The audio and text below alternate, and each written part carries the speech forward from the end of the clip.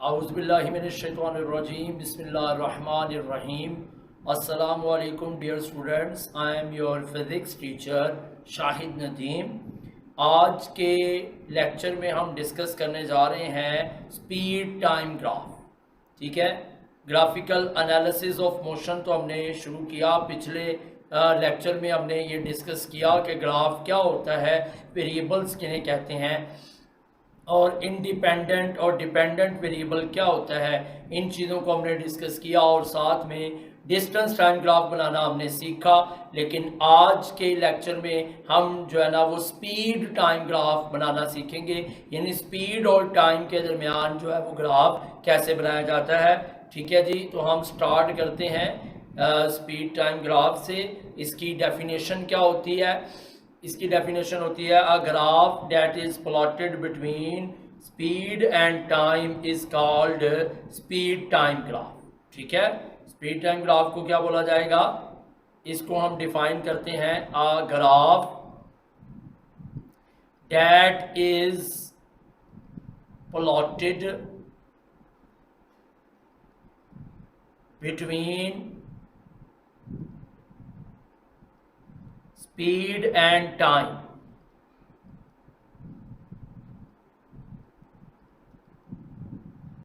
is called speed time graph. वो graph जो speed और टाइम के दरमियान बनाया जाता है उस ग्राफ को स्पीड टाइम ग्राफ कहा जाता है. A graph that is plotted between speed and time is called speed time graph. ठीक है, इसको हम वेलोसिटी टाइम ग्राफ भी कह सकते हैं. ठीक है, इसको वेलोसिटी टाइम ग्राफ भी कहा जा सकता है.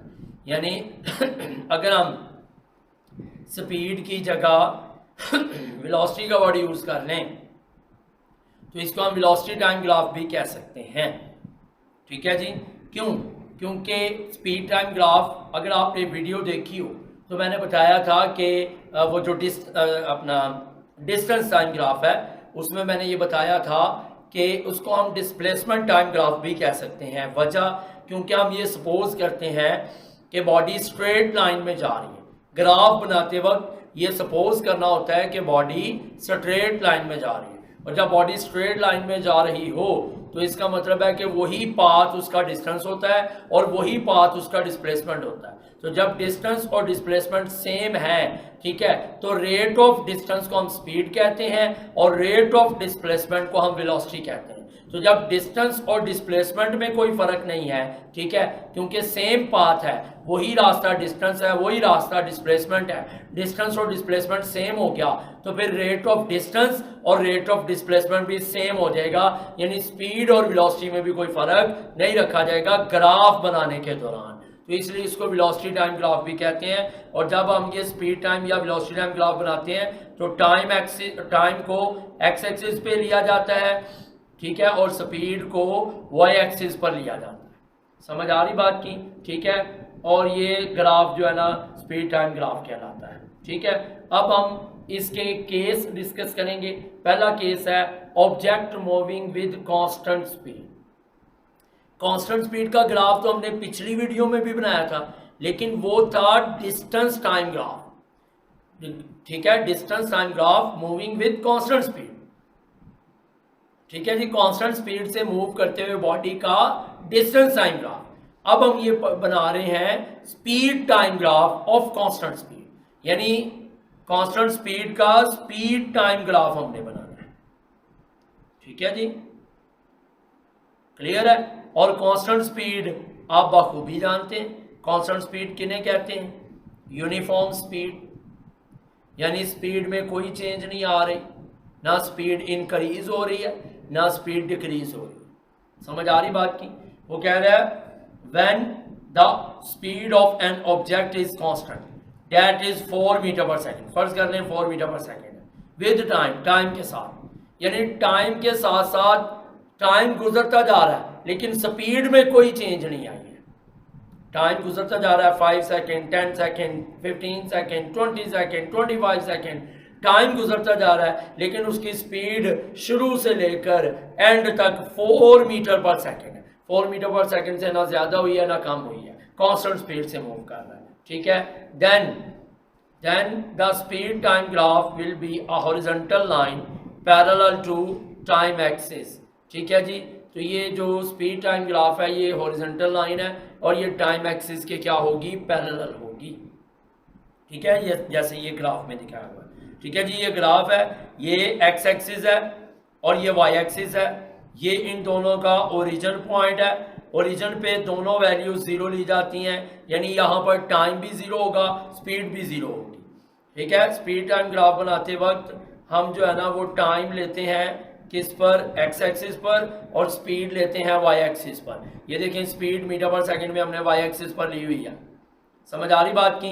इधर हमने टाइम लिया है, ये 0 है, ये 5 सेकेंड। ठीक है जी, ये 5 सेकेंड और ये 10 सेकेंड और ये 15 और ये कितना हो गया 20 सेकेंड। लेकिन ये इक्वल होना चाहिए, जितना 0 से 5 तक इंटरवल है उतना ही 5 से 10 तक होना, उतना ही 10 से 15 तक। ठीक है, इसी तरह इधर हमने स्पीड ली है, ये 0 से यहाँ तक ये 2 मीटर पर सेकेंड है, फिर उतना ही अगर आगे ले लेंगे, ये उतना ही डिस्टेंस आगे लेंगे तो ये 4 मीटर पर सेकेंड, फिर उतना ही अगर आगे मजीद ले लेंगे तो ये 6 मीटर पर सेकेंड। समझ आ रही बात की? ठीक हो गया जनाब जी। अब चूंकि बॉडी मूव कर रही है कांस्टेंट स्पीड से और उसकी कांस्टेंट स्पीड कितनी है, वो है 4 मीटर पर सेकेंड। ठीक है, हम उसको ऑब्जर्व कर रहे हैं, 0 से शुरू किया, जब उसका टाइम हम 0 से जब उसको ऑब्जर्व करना शुरू किया तो वो किस स्पीड से मूव करता आ रहा था, 4 मीटर पर सेकेंड की स्पीड से मूव करता आ रहा था। ठीक है, 5 सेकेंड तक हमने उसको ऑब्जर्व किया, 5 सेकेंड के बाद भी हमने देखा तो उसकी स्पीड क्या थी, 4 मीटर पर सेकेंड। फिर 10 सेकेंड गुजर गए, उसकी स्पीड तब भी क्या थी, 4 मीटर पर सेकेंड।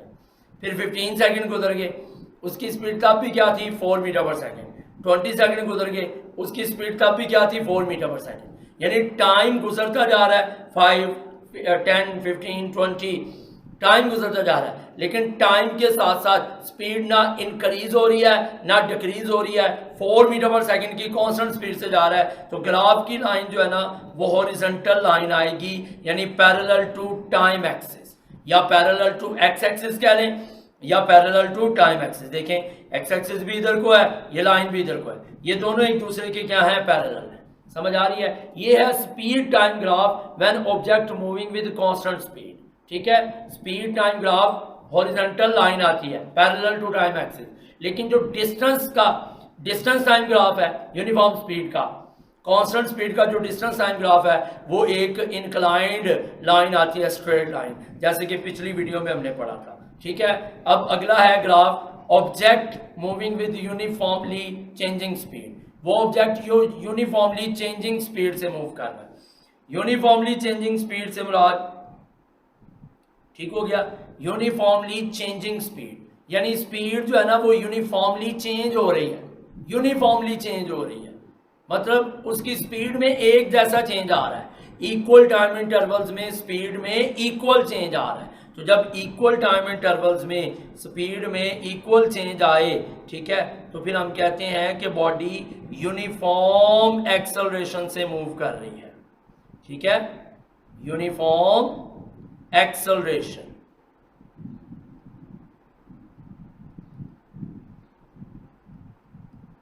ठीक है जी, अगर ऑब्जेक्ट जो है वो यूनिफॉर्मली चेंजिंग स्पीड से मूव कर रहा है, यूनिफॉर्मली चेंजिंग स्पीड से मुराद क्या है कि स्पीड में चेंज आ रहा है और यूनिफॉर्म चेंज आ रहा है। Uniform change mean equal time intervals में इक्वल चेंज आ रहा है। तो जब इक्वल टाइम इंटरवल्स में इक्वल चेंज आए, ठीक है, तो उसको हम कहते हैं यूनिफॉर्म एक्सेलरेशन। यानी ये स्पीड टाइम ग्राफ है, लेकिन ये कौन सा स्पीड टाइम ग्राफ है, यूनिफॉर्म एक्सेलरेशन। अब आपके माइंड में आ रहा होगा कि स्पीड में चेंज आने से एक्सेलरेशन कैसे पैदा होता है, तो आपको यहाँ मैंने बताया है कि यहाँ स्पीड से मुराद वेलोसिटी भी है, क्योंकि ग्राफ में स्पीड और वेलोसिटी को सेम समझा जाता है। तो स्पीड में चेंज आने से मुराद वेलोसिटी में चेंज आना है, तो स्पीड टाइम ग्राफ से मुराद वेलोसिटी टाइम ग्राफ है। ठीक है, तो इक्वल टाइम इंटरवल में इक्वल चेंज आ रहा है, तो लिहाजा ये यूनिफॉर्म एक्सेलरेशन है। ये ग्राफ बनाया हुआ है, ये वाई एक्सिस है, ये एक्स एक्सिस है, एक्स एक्सिस पे हमने टाइम लेना है सेकंड्स में, ये देखें 0, 5, 10, 15, 20। वाई एक्सिस पे हमने स्पीड लेनी है मीटर पर सेकंड में, ठीक है जी। जैसे ये 2 मीटर पर सेकंड, ये 4 मीटर पर सेकंड, ये 6 मीटर पर सेकंड। जब टाइम 0 था तब स्पीड भी 0 थी, तो पहला पॉइंट यहीं पे आ जाएगा, ठीक है। जब टाइम 5 सेकंड हुआ तब स्पीड कितनी हो गई, 2 मीटर पर सेकंड। तो 5 सेकंड से आपने डॉटेड लाइन ऊपर लेके जानी है 2 तक, 2 मीटर पर सेकंड से आपने डॉटेड लाइन हॉरिजॉन्टल लेके आनी है 5 तक। ये दोनों लाइंस जिस पॉइंट पर मिलेंगी यहाँ एक पॉइंट बना देना आपने। फिर 10 सेकंड में स्पीड कितनी हो गई, 4 मीटर पर सेकंड। तो 10 से एक और डॉटेड लाइन वर्टिकल ऊपर लेके जानी है 4 तक, और 4 से एक हॉरिजॉन्टल लाइन इधर लेके आनी है 10 तक, और दोनों लाइनें जहां मिलेंगी वहां इस पर पॉइंट बना देना है। समझ आ रही बात की। इसी तरह 15 सेकंड में कितना हो जाएगा, 6। तो 15 से एक यूं डॉटेड लाइन ऊपर लेके जाएंगे 6 तक, और 6 से एक डॉटेड लाइन हॉरिजॉन्टल लेके आएंगे 15 तक, तो फिर यहाँ पॉइंट आ जाएगा, ठीक है। और इन तमाम पॉइंट्स को जब हम मिला देंगे तो एक स्ट्रेट लाइन आएगी, स्ट्रेट लाइन। और ये जो स्ट्रेट लाइन आ रही है ना, ये स्ट्रेट लाइन यूनिफॉर्म एक्सेलरेशन को शो कर रही है, ठीक है, यूनिफॉर्म एक्सेलरेशन। और इसे हम ये भी कह सकते हैं, ये लाइन है इनक्लाइन टू टाइम एक्सिस। ये यूं तिरछी है ना, तिरछी लाइन का मतलब क्या होता है, इनक्लाइन। ये टाइम एक्सिस पर इनक्लाइन है। समझ आ रही बात की, ठीक है। और ये जो लाइन चूंकि ये वेलोसिटी टाइम ग्राफ की है, स्पीड टाइम ग्राफ की, स्पीड टाइम ग्राफ की जो लाइन होती है वो हमेशा एक्सेलरेशन बताती है, ठीक है। डिस्टेंस टाइम ग्राफ की लाइन स्पीड बताती है, और स्पीड टाइम ग्राफ की लाइन जो है वो क्या बताती है, एक्सेलरेशन बताती है। समझ आ रही है। ये यहाँ पे लिखा हुआ है, let the speed of an object be changing uniformly. Speed uniformly change हो रही है। In such a case speed is changing at constant rate, constant rate से चेंज हो रही है, यानी इक्वल टाइम इंटरवल्स में स्पीड में इक्वल चेंज आ रहा है, इसका मतलब है constant rate. thus its speed time graph would be a straight line, ठीक है जी, as shown in the figure। इसका स्पीड टाइम ग्राफ बिल्कुल एक सीधी लाइन होगा, ठीक है। a straight line means that object is moving with uniform acceleration। इसका मतलब है कि ऑब्जेक्ट जो है वो यूनिफॉर्म एक्सेलरेशन से क्या कर रहा है, मूव कर रहा है, ठीक है। और ये जो इस लाइन की स्लोप होगी, ये तो हमने 2 पॉइंट लिए हुए ना ए बी, इसकी अगर हम स्लोप निकालें तो ये हमें एक्सेलरेशन बताएगा। क्या बताएगा, एक्सेलरेशन। समझ आ रही बात की, निकाल के देख लें, ठीक है जी। यहाँ पे निकाल लेते हैं, ठीक है। स्लोप ऑफ लाइन हमें क्या बताएगी, एक्सेलरेशन बताएगी, ठीक हो गया। Slope of line A B line की जो स्लोप है ये हमें क्या बताएगी, एक्सेलरेशन। क्योंकि ये स्लोप स्पीड टाइम ग्राफ की है, और स्पीड टाइम ग्राफ की जो स्लोप होती है वो क्या बताती है, एक्सेलरेशन, ठीक है। तो slope of line A B किसके बराबर है, एक्सेलरेशन के बराबर है। समझ आ रही है। अब एक्सेलरेशन क्या होता है, स्लोप क्या होती है, राइज ओवर रन। तो राइज क्या है, ए के सामने वाला ये पॉइंट और बी के सामने वाला ये पॉइंट, ठीक है। ये यहां से यहां तक ये राइज है, और रन क्या है, ए के सामने वाला ये पॉइंट और बी के सामने वाला ये पॉइंट, ये क्या है, ये रन है, ठीक है। तो slope of line A B क्या होगी, rise over run. Rise over run acceleration देगा। राइज क्या है, राइज है 4 - 2, क्योंकि ये जो 2 मीटर पर सेकेंड है ये वी आई है, initial velocity. 4 metre per second जो है ये फाइनल वेलोसिटी है, ठीक है। और एक्सेलरेशन होता है change in velocity over time. तो चेंज इन वेलोसिटी क्या होगा, 4 metre per second final velocity minus 2 metre per second initial velocity divided by time. Time क्या है, टाइम 5 से 10 तक कितने सेकंड बनते हैं, 5 सेकंड।